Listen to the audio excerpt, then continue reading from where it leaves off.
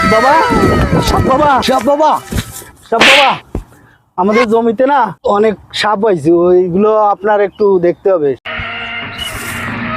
এই তোর কি হয়েছে বল, চিটার করা আমি করব, তোর কি সমস্যা তুই আমাকে নিশ্চিন্তে বলতে পারিস।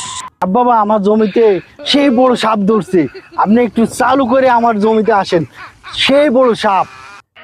আরে কি কোষ, এ তো ব্যাপারই না আমার, বড় সাপ, চল চলেন বাবা। কোন জায়গা তোর সাপ? এখানে সাপ বাবা, এখানে? হ্যাঁ বাবা।